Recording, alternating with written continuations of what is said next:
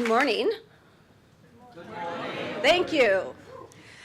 Today what I want to talk to you about is creating interactions that your customers love, because that's what we're all here to do. This was the link to the really cool polling software, so sorry that's not going to work. We're going to get physical. It's all good. What you're going to cover today are a couple of key things in this session. So I'll take you through key tools and questions that'll help you to identify the right customer and improve product fit. I'll demonstrate how an intimate understanding of your customers will help you to determine the most valuable features for your product and highlight some of the principles and best practices of interaction design that will ultimately help you make better products and decisions for your customers when creating the interface. And as storytelling is essential to design and design delivery and take you on an adventure. Catch the bus. I don't know how many people know about choose your own adventure books, but when I was growing up, they were actually a really big thing. So some of the cheesy art is quite intentional here. As the story goes, in the not too distant future, the streets and roads of Auckland have become parking lots, right? Big surprise. In an effort to relieve the congestion, the Auckland City Council has offered a bounty of $1 million for the first 50,000 drivers, for the app that converts the first 50,000 drivers to bus riders. And this is where you have to get interactive, right? Do you accept the adventure? Yes. Only half of the room accepts the adventure. Hands up, please. Accept? Oh, all right. My son rejected it this morning, so he got the rejection slide, but okay. Let's see. All right, so to start, you always start at the beginning, right? In this case, you choose to do a desk review, collecting data from existing sources. It's very effective, and especially when used in the early phases of product and customer identification. It's quick, it's cheap, and most of the basic information that you need to help make your decisions around how big or small the product should be, or which customers to put out of scope and which you might want to investigate more. And these findings continue to be valuable as you go on and you plan future research. In your desk review, you identify a couple of key insights. Using Auckland Transport reports, which you have dutifully read for the last several years. The first insight is between the ages of 20 and 44, individuals are increasingly likely to start driving a private car. After the age of 24, individuals are less inclined to ride the bus. There will be a test on this, And in recent years, company cars are more prevalent with drivers between the age of 40 and 45. So, based on your insights, you've created two amazing personas to represent the two potential segments for which you believe your app could target. Your personas are data-informed and representative of the customer or potential customer for your app. They are intended to allow your team to live and breathe the customer and guide them in all of their decisions. Enable better tactical design decisions and to make the inevitable trade-offs that we all have to face in design. In this case, you have Amy, a 28-year-old female, lives in Mount Eden, works in the CBD for New Zealand Herald as a digital editor. Or we have Ben. Ben is a 46-year-old male. He lives on the North Shore and works as a senior financial analyst for ANZ. Amy drives because it's easy. Ben drives because occasionally he has to do meetings. And this is your choice. Who would you like to pursue for your app development? Amy? So? Ben? Ben? You gotta, Ben, hands up, because it's pretty, Ben? Amy? Oh, Amy wins, but you know what? I'll tell you why. For those of you who chose Ben, the team actually starts to prod you and go, hey, what about your data, right? These are data informed. We're supposed to be using the data. Well, when you do a comparison, you realize that actually Ben is outside the age range, the optimal age range for your app. And because he actually has 2 points of contact that you would have to intersect for behavioral change, it makes him less than optimal. So not only would you have to convince him that taking the bus to commute to work is great, you'd also actually have to convince him that there's another transport option for getting to and from his meetings. That's 2 behavioral changes trying to tackle with one app. It's quite big. For that reason, the team says Amy. And so we're back on track, and they send you off to interview. I'd like to say this was my drill sergeant, but it's not. So how not to interview?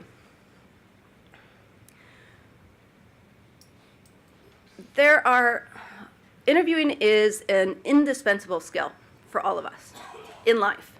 I mean, whether or not you interview customers or whether or not you interview new employees or are on the receiving end of an interview. These are skills that are, I would say, fundamentally important to just learning and growing. And a lot of it comes down to as much what you don't do as what you do. So how not to interview? There are rules. The first rule is don't talk about your idea, right? Your brain is hardwired to screw you. It just is, right? It's going to mess you up. As soon as you start thinking about your idea, your body goes, right? Every time you hear something that might reflect a good idea, your body leans forward, you tense up, you wait for it. And because we like to be helpful, because we like to be the person that you smile at, because we like to be the person that gets the nod and the pat, we want to help, right? And so what happens is, as an interviewer, you're actually leading your interviewee, the respondent, to an answer that may or may not be true, but it's the answer that you think fundamentally is, right? It's tough, and it's probably one of the hardest things to get over in interviewing. But practice. Practice and practice and practice will help you. The second rule about interviewing, don't talk about the future, right? I don't know anyone who can predict the future. Actually, I had a great aunt who theoretically could, but, she never won the lottery, so I don't know if it's true.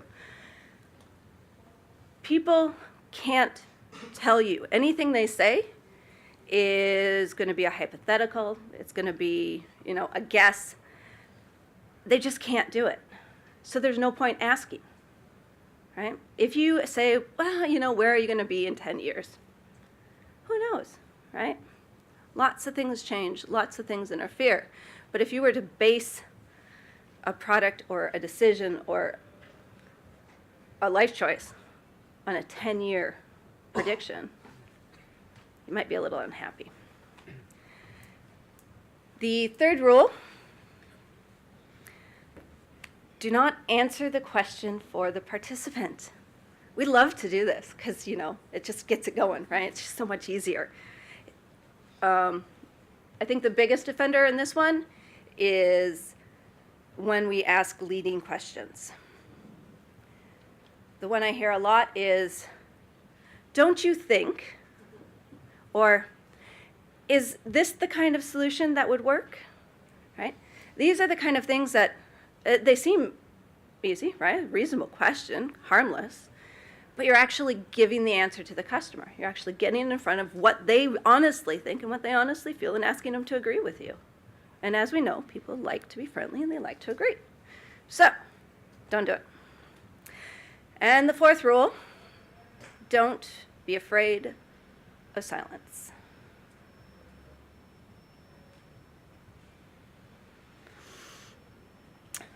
Silence allows us to prod very subtly, right? Allows us to give space for people to think, to process what you've truly ask them, and reflect on what they have truly experienced. You have to remember that anyone you interview about anything you build or anything you do is not going to have thought about it nearly as much as you have. They don't have the answers at the front of their brain or the tip of their tongue. You have to give them that space to actually absorb what you're asking, think about it in their life and what it means to them, and then articulate an answer. That's a lot of stuff to do if you're going, oh, okay, so what about next question? So those are the rules, right? Easy. 4 things everyone can remember. Easy. The reality is the only way to actually learn these, the actually execute against them, is to practice a lot with everyone. So how do you do it? So if you know what not to do, what should you be doing? So here's what to do. Be prepared. Have a script. Don't use it. Right? You need to be listening. You need to follow where the respondent takes you. You need to be ready to ask those follow-up questions. But you also need to have that script so you can keep on track, so you can make sure you get the coverage of all of the areas that you want. You must be completely engaged in the process. You don't get to sit back. Well, no, it's whatever. Don't care, check your watch. That's not going to work. They're going to know you're bored, and they're either going to try and entertain you, which can be fun, but it'll take you down the wrong path, or they're just going to start to stop answering, right? Just stop engaging. You must also use the social skills that you learned in kindergarten. You call it kindy here. Empathy, warmth, attentiveness, humor when appropriate, and consideration, right? Basic social skills. They are immensely more important when you are sitting face to face with a stranger, right? When you are asking them to give you something, right? You have to remember that. You're asking for something of them. And you have to use active listening, right? Everybody knows active listening. You listen, you don't filter, right? But you still got to do all this other stuff. You repeat back those responses, or you can just confirm. Wow. Oh, tell me more about that. Oh, that's really interesting. I'm really fun to talk to, you can tell. Together with what not to do and what to do, you can get a surprising amount from a single conversation. You can learn things that you never even thought to ask about just by giving the space for your customers and respondents. So, it's not cheating if everyone does it. Sometimes coming up with questions that aren't leading, that aren't directive, that are open enough, that are easy enough to remember can be really hard. So there's a cheat sheet. There's 5 questions that you can start any interview with. Easy. First, ask about the hardest part. The trickiest part of figuring out what to put in that blank. So what is the hardest part about the problem you're trying to solve?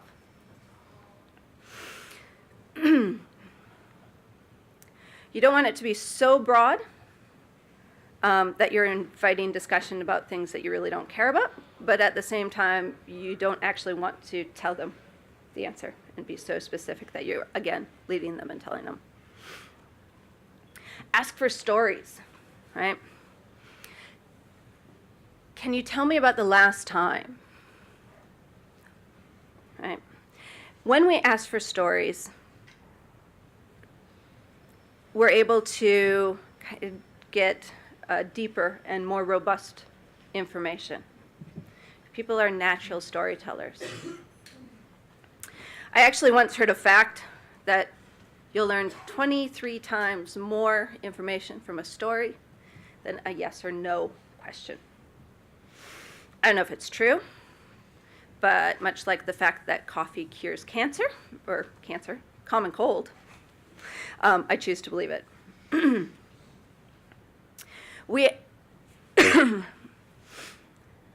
It's also important to ask why. Customers don't buy the what, they buy the why. This is the motivation, right? This is the driver. Needs plan, but it's the motivation, it's the why.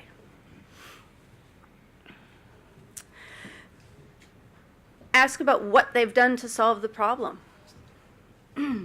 If they aren't already looking for solutions, it just might not be a big enough problem, right? Something to think about. I mean, we can go solve all the problems in the world, but if nobody cares, is it really a solution? And ask them what hasn't worked. So if you know what hasn't worked, well, one, you've shortcutted your future choices. But two, you also know a way to differentiate yourself, right? If there's a real problem, there's probably multiple people trying to solve it. There's multiple people trying to solve it. How do you stand out? Well, you stand out by knowing what isn't working so you can focus on what is. So there's a lot of other questions you can ask, but what I've found when I walk into an interview with these 5 questions, 1 hour, and a clear problem, I barely need any more because the conversation lends itself to those inquiries and that depth. So from your interview with the Amy's of the world, you have gathered some key insights. Amy doesn't like to spend 20 minutes standing around waiting for a bus. Go figure. For her, it's more important to know where the bus actually is, rather than when it's supposed to be there, because they're not really the same thing all the time.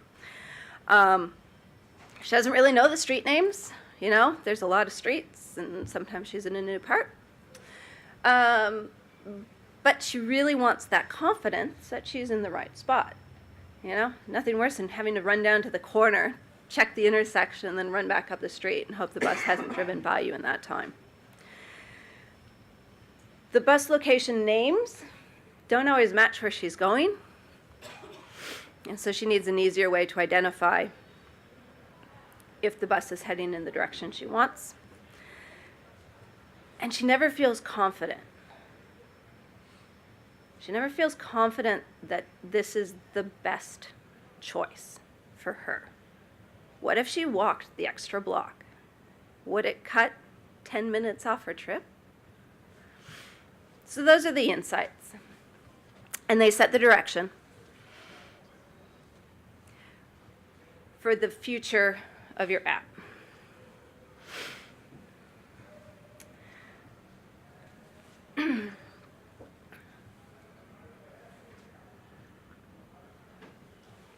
We often talk about vision, right? You have to have a vision. You have to know where you're going.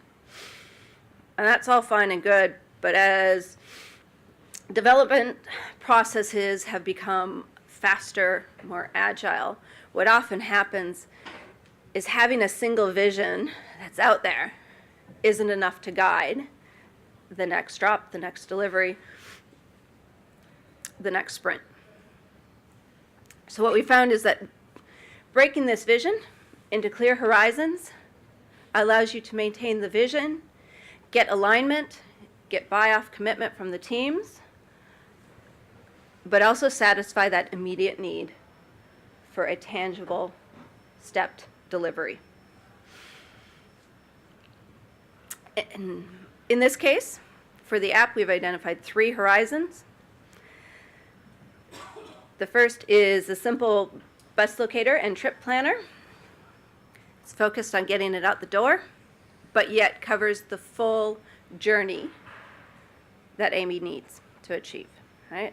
It's not just getting her on the bus once. It's actually the full journey, right? Minimum delivery, but full journey. That's a big piece. Oftentimes when you talk MVP, people forget the journey part of it, and they focus just on, well, I just need to get someone to buy it.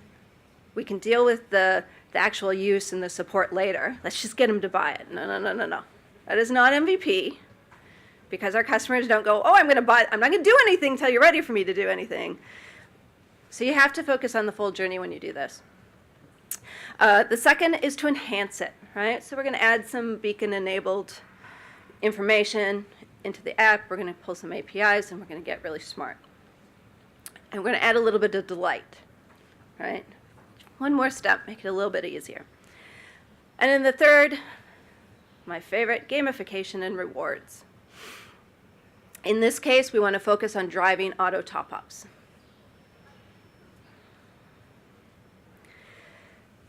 And as always, it's important to have principles. So as the team has defined 3 key principles that they'd like the app to hold to, because they understand that throughout this process, every sprint, there's going to be trade-offs, there's going to be conversations. They're going to say, why can't I just have a normal button? Why do I need transitions? Why can't I just have a paragraph of text? Why do I need to add depth? Right? All of these trade-offs are going to happen. The principles created with the team allow you to get everyone focused on clear purpose and priorities at the very beginning. In this case, clarity, familiarity, and delight are the principles that have been chosen. You need to make things clear to the user. Okay? I once learned that everything the U.S. military produces is written to the level of a grade school, which is primary school here. Everything, because that's their customer, that's their user. So everything they write, everything they produce, all the directions, that makes you really confident in the U.S. military, but it's all written for grade school. Reading and writing capabilities. Apps have to be the same way. If you're writing for librarians, you can get really, really fun and really robust, but if you're writing for somebody who's a little bit in a rush and doesn't have time to invest, and is a great variety of capabilities, clear, simple, concise. Familiarity. Use patterns, icons, things they represent, understand what's familiar. Remember, whatever you design is part of a large family, a very large family. And it's not just the family of what exists within your app or all of the apps you create. It's all the apps in the phone, all of the electronic devices in their home and their office, all of the things they see on TV and YouTube and everything else. Quite a big family, right? And delight. It doesn't take much to delight if you are intentional about it, right? I like to have this in principles because it means that the team agrees when it comes to those tricky decisions, when it comes to, well, I don't want to create a parallax design. Just want a static image, right? You say, but, we agreed, delight. And this is delightful. And we know it's delightful because we have the data. They can't win the argument. They might pout, but they can't win the argument. So, we're down to the minimum viable. We've got 2 choices. We've got A, which will tell Amy when the next bus will arrive. It will let her know the fastest route, the bus number, and the bus stop location. Or we have B. B gives the current location, allows for modification of route by time, distance, and specific bus number. It's much more of a trip planner. And it will send notifications on arrival. All right. Anyone interested in A? We have a few. Anyone interested in B? Oh my goodness, this is not full participation. A? A! B! Oh, I think B wins. All right, let's see. Oh! I was so fond of having put these in. Yeah, so the first app, MVPs are about understanding trade-offs to achieve a goal, right? Customer goals, and business goals. They're about getting out to market as fast as possible with a complete journeyed solution. In this case, you'll remember that the $1 million will go to the first app to convert. In both definitions, they technically meet the customer requirements, but B adds a layer of complexity in terms of the beacon enabling and the trip planning that, while it does meet Amy's needs, it's going to take you longer to put into market, right? If there was no timeline, if there was no competition, yeah, right? Then B is actually a really great choice. But because we have that objective and goal of being the first app, A actually becomes the best option. It allows us to get a process started. It allows us to start a relationship with our customers. Now the trick is making sure that the relationship is a quality that they want to continue. So, of course, the team, they overruled you and they decided to go back to A.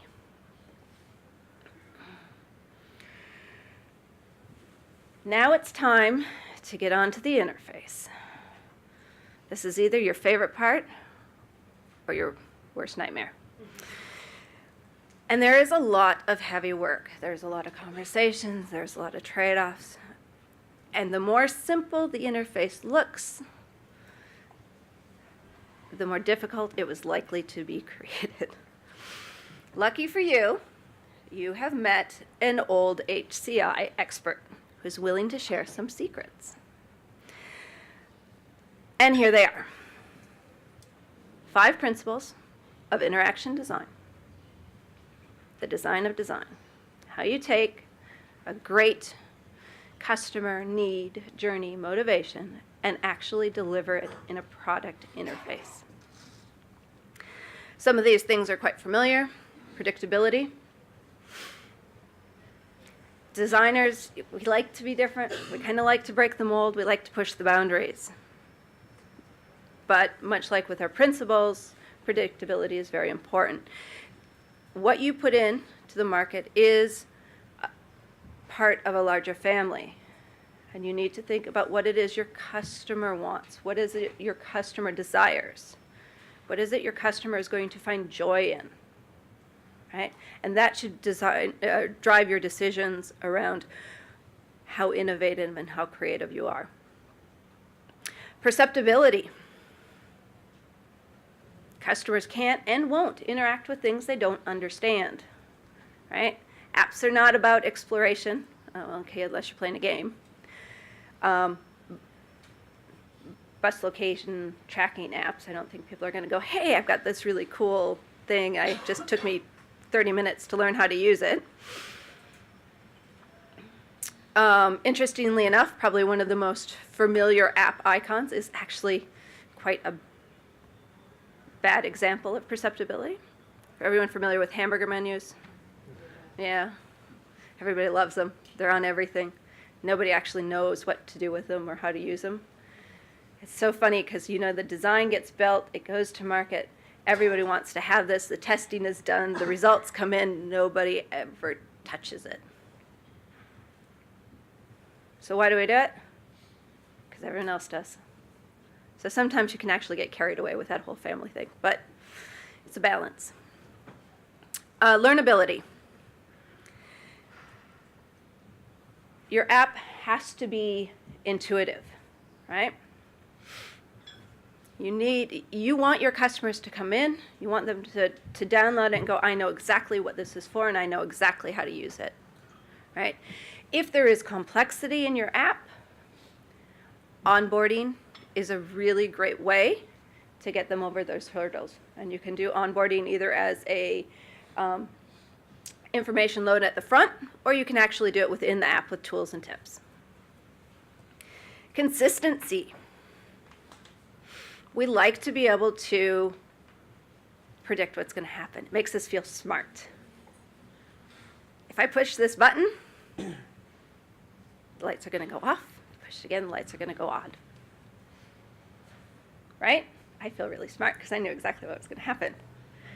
If I flick this switch and nothing happens, I start to get really nervous that I've turned the lights off in the room next to me. But if I turn that back on, oh, well, still nothing happened, so what did I do? It's the same in any interface, right? Digital more so. We always talk about the digital learning curve and people are getting more familiar and more used to it, but it doesn't mean they understand it more. To some extent, we as designers have just gotten better at delivering it.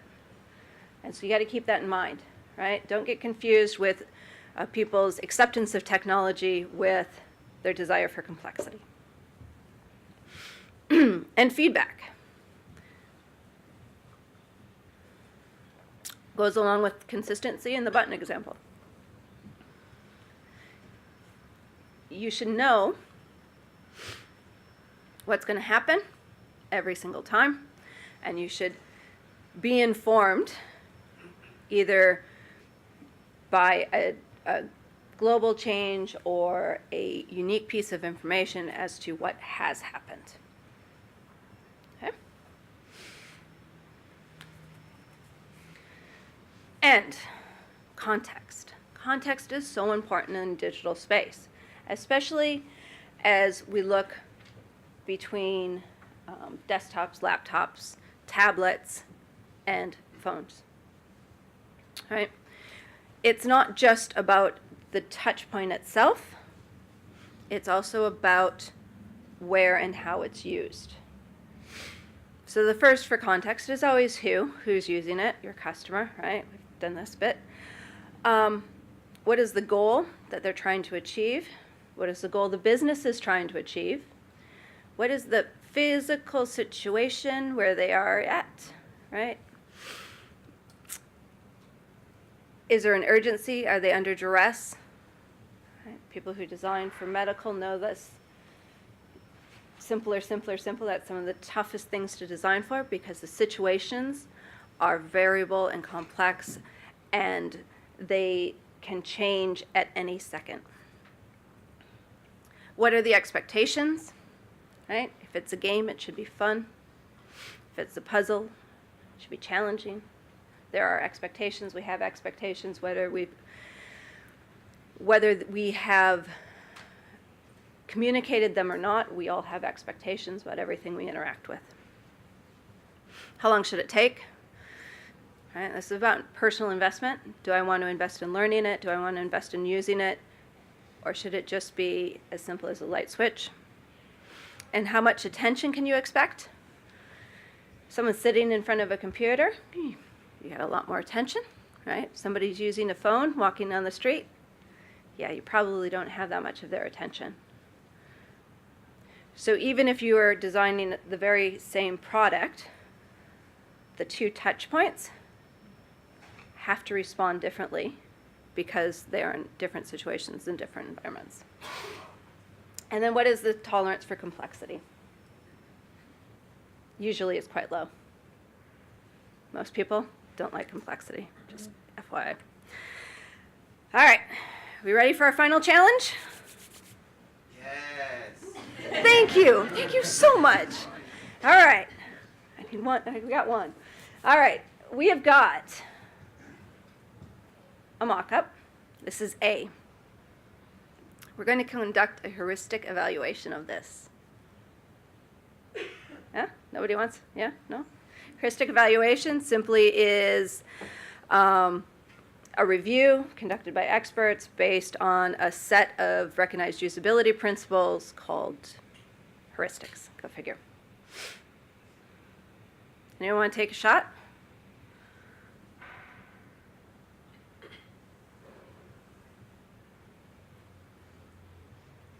All right. I didn't actually expect anyone to. I just thought I'd try. Make my life easier, right? So remember the situation, walking down the street, not really paying attention. First problem, these boxes, I don't actually have any idea what they're going to do. I mean, I think they might go somewhere, but why? And then consistency, it's not very consistent. Two of them go to a keypad, and then one of them goes to information. Oh, sure, whatever. I can get used to it, right? What else do we got? We've got, once you get into the keypads, type in where you want to go, then what? Hopefully it's smart enough, it just accepts it. Maybe not. Maybe I have to do something else. I hit return. Maybe I hit delete. I don't know.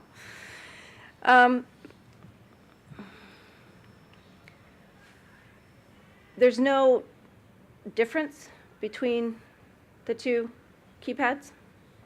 So am I actually in the starting location, or am I entering the ending location? Again, I just don't know. Basically, if I were given this design, I'd probably send the designer back to redo it. But thankfully, we've got another option. And you can see all of the things that I highlighted in the first one taken care of. We've got labels, we've got predictive entry, we've got clear, delete, and clear. We have helpful tips, and then we have clear information once the selection is made. All on screen, very simple, all where you need it. Final decision. We got 5 minutes, so I'm going to give you the answer. Think you figured it out. The winning app. And this is the winning app designed for Horizon 1. You'll see you've maintained a lot of the core wireframes. In the display, you've got steps instead of the actual labels. You've got location, so you can increase or decrease your size. It invites people to touch and click and interact. It uses Google Maps, which is a very familiar format. Once you get beacon enabled, you can actually start to be predictive. When it's raining, you can give people the direct path to the nearest bus stop, so they're not out running around in the rain. Again, you keep all of the same delivery from the first one. And once you get to 3, evidently I listed 3. Once you get to 3, you add a second layer that allows you to do onboarding more creatively. Where is my 3? There we go. There it is. And it invites, through reciprocation, people to sign up for auto top-up, which they're more likely to do simply because you've offered them a free bus pass. That's it. Creating the winning app can be quite simple when you follow what are known best practices. You deliver with consistency and thought, and you remember that the customer has to be at the heart of everything you do. Okay? And in my last minute and a half, I'll put up my careers site for anyone who is interested in learning more about opportunities with Spark and the user experience and design. Okay? Thank you so much.